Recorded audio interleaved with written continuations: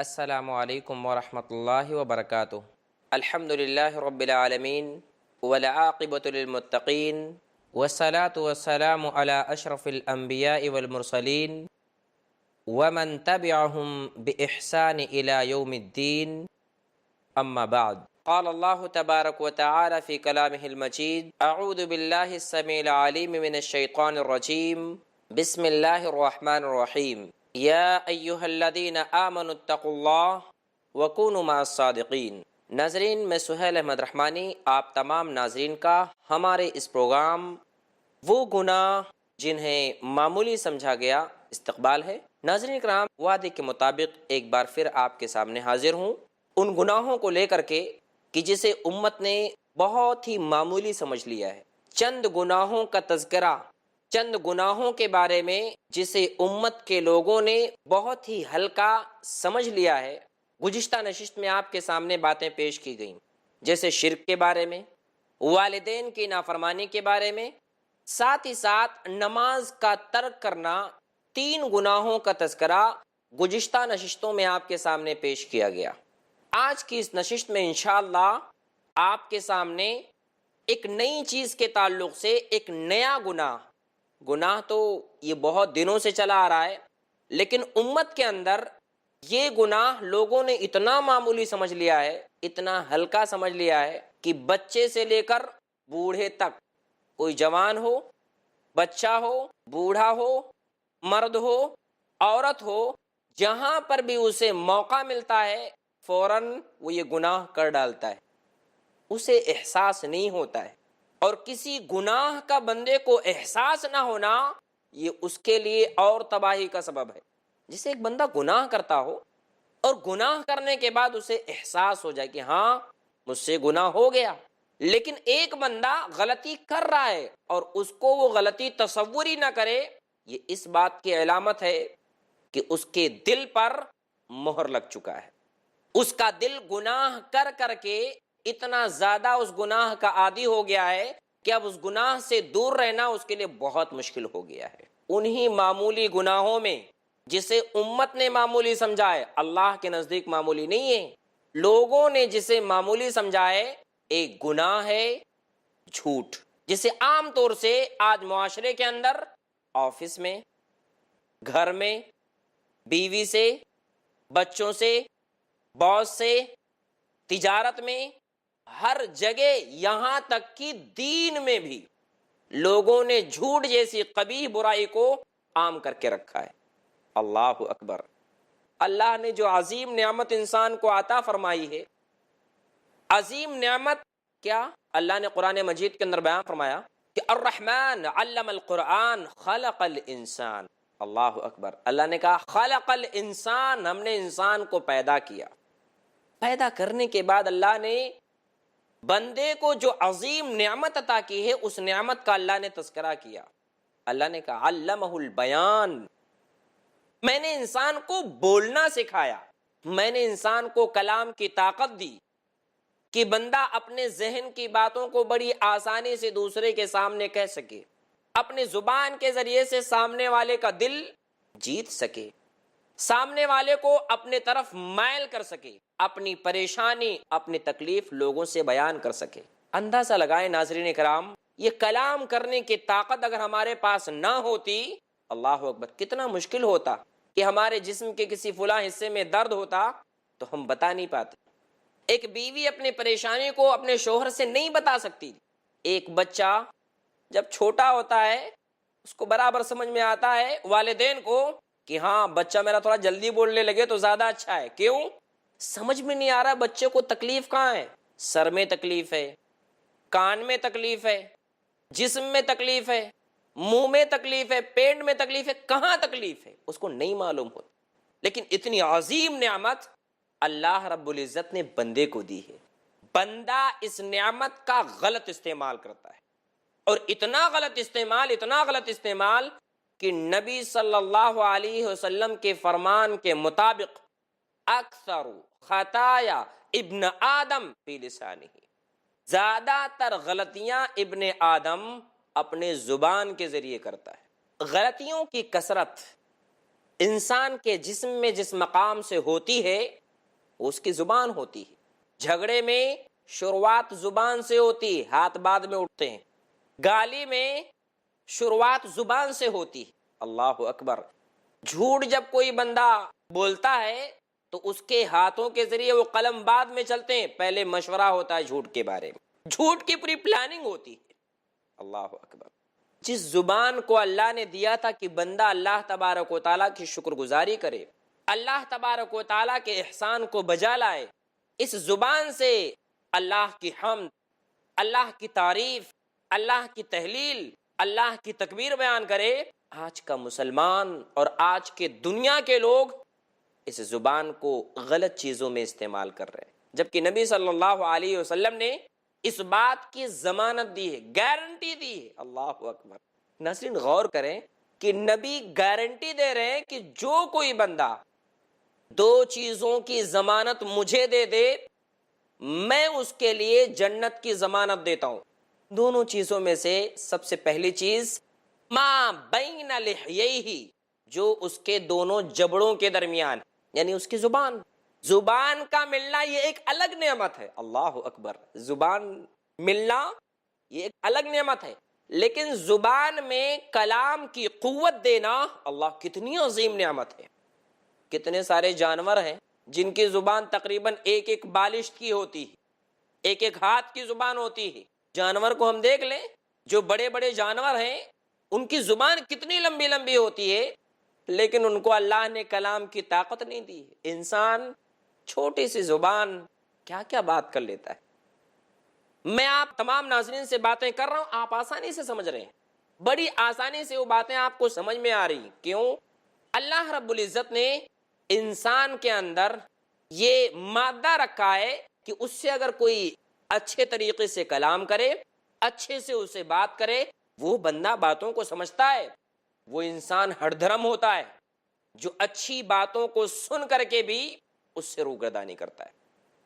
ناظرین بتانا یہ ہے کہ اللہ رب العزت نے جو یہ عظیم نعمت ہمیں دی ہے، ہمیں اپنا جائزہ لینا ہے کہ اس نعمت کا استعمال ہم کہاں کر رہے ہیں، سچی جگہوں پر یا جھوٹی جگہوں پر، اللہ کے راہ میں یا شیطان کے راہ میں، سچ بولنے میں یا جھوٹ بولنے میں، کہاں استعمال ہو رہا ہے، کس جگہ زبان کا استعمال ہو رہا ہے. خود اپنی زندگی کا ہم جائزہ لیں، خود اپنے بارے میں سوچیں، خود اپنے گھر والوں کے بارے میں سوچیں، خود اپنے بچوں کے بارے میں، اپنی بیوی کے بارے میں، اپنے بھائی کے بارے میں باتیں سوچیں، اپنے خاندان کے بارے میں سوچیں. کیونکہ امت کی حالت اتنی خراب ہو چکی ہے، ایک نوجوان شخص کا، ایک بوڑھے آدمی کا، ایک بچے کا مزاج اتنا خراب کر دیا گیا ہے کہ وہ ہر چیز جھوٹ سے ہی شروعات کرتا ہے. گھر پہ آرام سے بیٹھ کے ٹی وی دیکھ رہا ہے، آفس لیٹ پہنچا، کیوں لیٹ آئے حضرت؟ اصل میں ٹریفک بہت زیادہ تھی. کچھ ٹریفک وغیرہ نہیں تھی لیکن پھر بھی جھوٹ بول دیا. ایک مزاج بن گیا ہے. پیسہ کیوں لیٹ دیے بھائی؟ کیا معاملہ تھا؟ جھوٹ بول دیا. بیوی اپنے شوہر سے جھوٹ بول رہی ہے، بیٹا اپنے ابا سے جھوٹ بول رہا ہے، بیٹا آج تم کالج سے لیٹ کیوں آئے؟ تو بیٹا کیا کہتا ہے؟ ابا ایکسٹرا کلاس تھی. بیٹے تم کیوں لیٹ آئی؟ ایکسٹرا کلاس تھی. حالانکہ جھوٹ، پکنک پہ گیا ہوا تھا، وہ جا کر کے اپنے دوستوں کے ساتھ وہ تمام کام کر رہا تھا جسے اللہ رب العزت نے منع کیا ہے. اور ابا سے کیا جھوٹ بولا جا رہا ہے؟ ابا سے جھوٹ یہ بولا جا رہا ہے کہ ابا ایکسٹرا کلاس تھی، ٹیچر نے آج روک لیا تھا. ابا تو تحقیق کرتے نہیں. بڑی آسانی سے اس بات کو بندہ اپنے زبان سے کہہ دیتا ہے.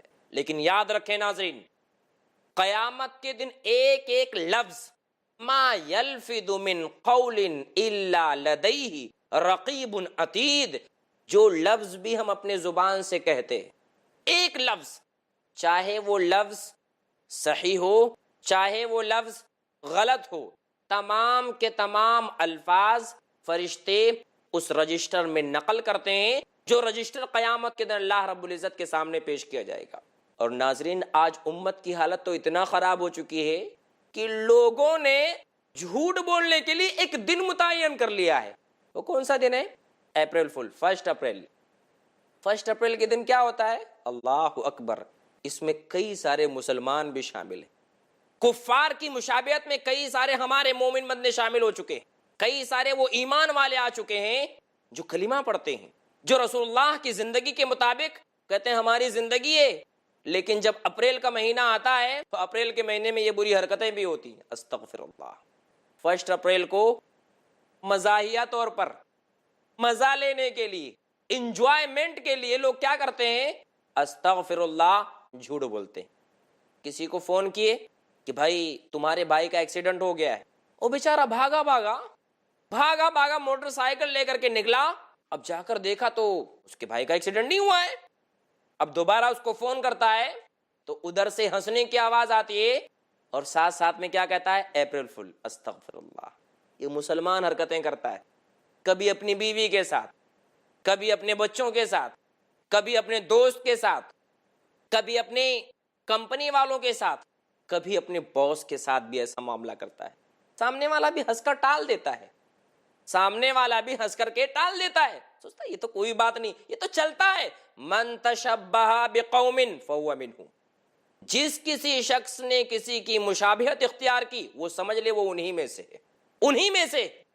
امت کتنا زیادہ تباہی کی طرف جا رہی ہے کہ جس امت کا نام اللہ رب العزت نے رکھا تھا مومن، کلمہ پڑھنے کے بعد وہ ایمان والا بن جاتا ہے. یا ایھا الذین آمنو.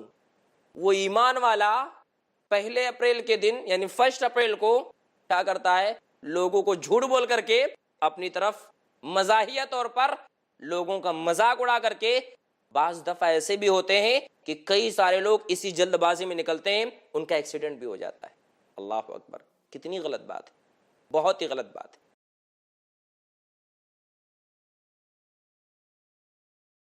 اللہ رب العزت نے بالکلیہ طور پر، اللہ کے رسول صلی اللہ علیہ وسلم نے مکمل طور پر جھوٹ کو ناجائز قرار دیا ہے. اللہ کے چند مقامات وہ باتیں انشاءاللہ اگلے نشست میں آئیں گی. وہ بھی سچویشن بتایا ہے، لیکن آج تو بالکل عام ہو چکا ہے.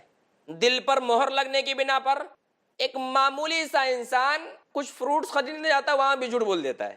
جیسے بھائی فلاں دکان پہ پوچھ کے وہ 60 روپے میں دے رہا تھا، حالانکہ پوچھ کے نہیں آیا ہے، صرف اپنا ڈھارس جمانے کے لیے کہ ہاں دیکھو مجھے بھی بھاؤ پتا ہے، بول دیتا جھوٹ. ارے وہ دکان سے لے رہا تھا وہ تو 70 روپے میں دے رہا تھا، آپ 150 روپے لگا کے رکھے. سامنے والا سوچتا شاید یہ دیکھ کر کے آیا، حالانکہ جھوٹ بولتا ہے. قسم قسم کی مکاریاں، قسم قسم کی دجالیاں آج امت کے اندر عام ہیں، اور حالت یہ ہو چکی ہے ایسے لوگوں کو سچا مانا جاتا ہے. جو 1 نمبر کا جھوٹا آدمی ہو، 1 نمبر کا جو جھوٹا آدمی ہو، ایسے لوگوں کو آپ لوگ سب سے سچا مانتے ہیں. لیکن جو بیچارہ سچا ہوتا ہے اسی سچے کو لوگ 1 نمبر کا جھوٹا مانتے ہیں. آج عام ہو چکا ہے. جو کمپنی میں جھوٹ بولتا ہو، چاپلوسی کرتا ہو، وہ باس کے نزدیک سب سے اچھا ہوتا ہے، اور جو اس طرح کا کام نہیں کرتا ہے، جھوٹ نہیں بولتا ہے، لاگ لپیٹ والی باتیں نہیں کرتا ہے، بالکل جو بات سچ ہے بول دیتا ہے، اس کو لوگ برا مانتے ہیں. آج بھی ایسا ہوتا ہے نا، ایک آدمی سب سے سچی بات توحید کسی کے سامنے پیش کرتا ہے تو توحید والے کو بولتے کیا تم نئی نئی بات لے کر آگے ہو. لیکن ایک شخص اگر جھوٹ بول کر کے، جھوٹی کہانیاں سنا کر کے، جھوٹی خبریں سنا کر کے، جھوٹے واقعات سنا کر کے پبلک کو اپنی طرف مائل کر لے، کتنی اچھی بات ہے. مطلب اس کے جھوٹے واقعات کی تفسیر میں لوگ کہتے ہیں کتنی اچھی بات ہے، لیکن ایک بندہ قرآن و حدیث کی باتیں سنا رہا ہے، اس کو لوگوں کو کیا لگتا ہے؟ یہ جھوٹی بات ہے، یہ غلط بات ہے، یہ نئی بات ہے. اس طرح کے نام دیے جاتے ہیں. اللہ اکبر. اللہ تبارک و تعالی خود جتنے بھی انبیاء کرام کو اللہ رب العزت نے اس کائنات کے اندر بھیجا، وہ تمام کے تمام انبیاء کرام سچے تھے. خود اللہ رب العزت سچ بات کرنے والا ہے. اللہ کی صفت میں جھوٹ نہیں، اور جس کے صفت میں جھوٹ نہیں، اللہ اکبر، وہ یاد رکھے وہ بندہ اس کائنات میں اللہ کے حکموں کو ماننے والا ہے. وہی صفتیں اللہ رب العزت نے اپنے انبیاء کو دی کہ انبیاء جھوٹ نہیں بولتے تھے، انبیاء جھوٹ نہیں بولا کرتے تھے، بلکہ ان کی زندگیاں جھوٹ سے پاک ہوتی تھی. یہاں تک کہ آپ اگر اللہ کے نبی صلی اللہ علیہ وسلم کی زندگی کے واقعات پڑھیں گے تو جب اللہ کے نبی صلی اللہ علیہ وسلم نے کوہ صفا پہاڑی پر ان کفار و مشرکین کو، قریش کے لوگوں کو، عبد مناف کے لوگوں کو جب بلایا تھا تو اللہ کے رسول نے کہا تھا کہ اے لوگو، اگر میں تم سے کہوں کہ اس پہاڑ کے پیچھے ایک لشکر چھپا ہوا ہے، جو عنقریب تم پر حملہ آور ہونے والا ہے، اس بات کو تم قبول کرو گے؟ نبی صلی اللہ علیہ وسلم کے اس فرمان کو سن کر کے وہ کفار و مشرکین جن کے درمیان آپ صلی اللہ علیہ وسلم نے زندگی گزاری تھی، جن کے درمیان آپ صلی اللہ علیہ وسلم بہت دنوں تک تھے، اللہ کے نبی صلی اللہ علیہ وسلم نے جب کہا کہ اس پہاڑ کے پیچھے اگر لشکر چھپا ہوا ہے جو عنقریب تم پر حملہ کرنے والا ہے، اس بارے میں اگر خبر تم مانو گے، اللہ اکبر، وہ کفار و مشرکین، وہ نبی صلی اللہ علیہ وسلم کے سامنے موجود لوگ کیا کہنے لگے؟ اللہ اکبر، ما جربنا علیک الا صدقا، ہم نے آپ پر ہمیشہ سچ کا تجربہ کیا ہے، آپ جھوٹ کیسے بول سکتے؟ آپ نے کبھی جھوٹ بولا ہی نہیں، ہم آپ کے تعلق سے تصور نہیں کر سکتے۔ اس وقت اللہ کے نبی نے کہا تھا میں تم کو سب سے بہترین سچ بتاتا ہوں، وہ یہ کہ تم ایک اللہ رب العزت کو مانو، اس کے علاوہ تمہارا کوئی معبود نہیں۔ جب سچ بات پیش کی گئی تو جھوٹے لوگوں نے انکار کر دیا، جب سچ بات پیش کی گئی تو جھوٹے معبود کے ماننے والے ان کو برا لگ گیا، کیونکہ اب سچی بات پیش کی جا رہی ہے نا۔ سچی بات پیش کرنے کے بنا پر لوگ نبی کے دشمن بن گئے، لوگ نبی کے خلاف ہو گئے، لوگ نبی صلی اللہ علیہ وسلم کو برا بھلا کہنے لگے، یہاں تک کہ آپ کا چچا کہنے لگا محمد تو برباد ہو جائے اسی لیے جمع کیا تھا تو نے۔ اللہ نے کہا ابو لہب تو برباد ہو جائے، میرے نبی نے سچ بات کہی ہے، جھوٹ نہیں کہا ہے، میرے نبی نے سچی بات کہی ہے۔ تبت یدا ابی لہب وتب، ابو لہب تو برباد ہو جائے، میرے نبی کے سچی بات کو جو غلط ٹھہرائے گا وہ برباد ہو۔ اللہ اکبر۔ ناظرین غور کریں کہ نبی صلی اللہ علیہ وسلم کی زندگی کی صداقت کفار دے رہے ہیں، کیسا کیریکٹر رہا ہوگا اللہ کے نبی صلی اللہ علیہ وسلم کا۔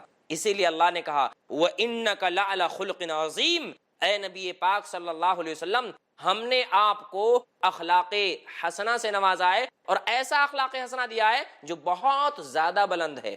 آپ اخلاق کے بلند مرتبے پر فائز ہیں، آپ کو اللہ نے سب سے اونچا اخلاق دیا ہے، اور اخلاق کی گواہی اللہ رب العزت نے خود دی ہے۔ آپ سوچیں کتنے بہترین اخلاق والے ہوں گے اللہ کے نبی صلی اللہ علیہ وسلم۔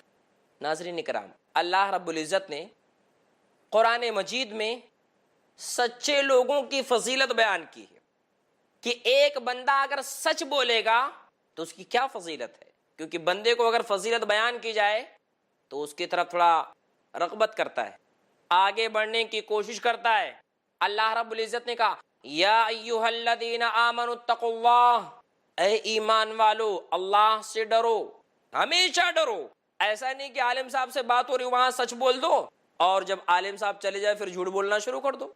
جب تک معاملات انڈر میں ہیں ٹھیک ٹھاک سچ بولو، جیسی دوسرے کے انڈر میں فوراً جھوٹ بولنا شروع کر دو۔ نہیں، ہمیشہ اللہ سے ڈرو، کہیں پر بھی رہو، کورٹ میں رہو، مسجد میں رہو، بزنس میں رہو، باہر رہو، کسی بھی حال میں رہو، سچائی اختیار کرو۔ یا ایھا الذین آمنوا اتقوا اللہ، اے وہ لوگو جو ایمان لائے ہو اللہ رب العزت سے ڈرو۔